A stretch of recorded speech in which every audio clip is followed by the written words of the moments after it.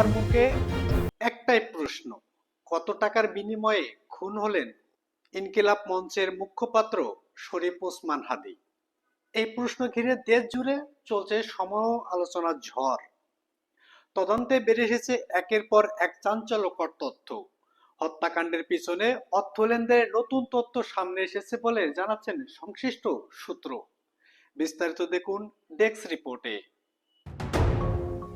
জুলাই অভ্যুত্থানের অন্যতম সংগঠক, তরুণ প্রজন্মের কণ্ঠস্বর হিসেবে পরিচিত শরীফ ওসমান হাদী প্রকাশ্য দিবালোকে নির্মমভাবে হত্যাকাণ্ডের শিকার হওয়ার পর থেকে প্রশ্ন, কেন, কারা এবং কত টাকার বিনিময়ে এই হত্যাকাণ্ড?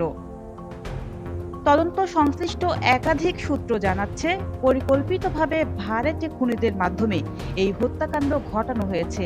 প্রাথমিক তদন্তে উঠে এসেছে কয়েক লাখ টাকা চুক্তির বিনিময়ে হত্যার দায়িত্ব দেওয়া হয়েছিল।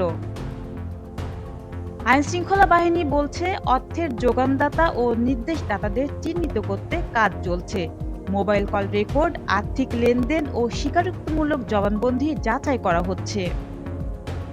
হত্যাকাণ্ডটি পরিকল্পিত, অর্থ লেনদেনের তথ্য আমরা পেয়েছি।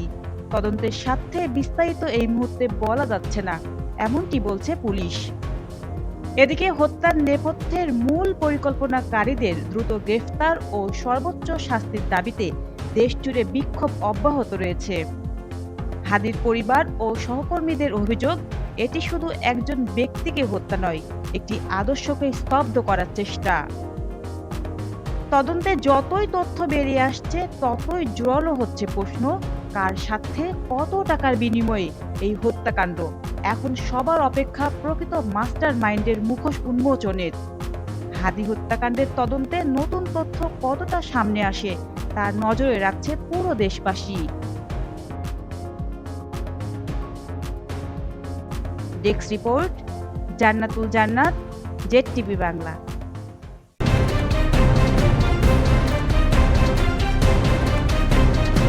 ZTV বাংলা, নতুন ভাবনায় প্রতিদিন।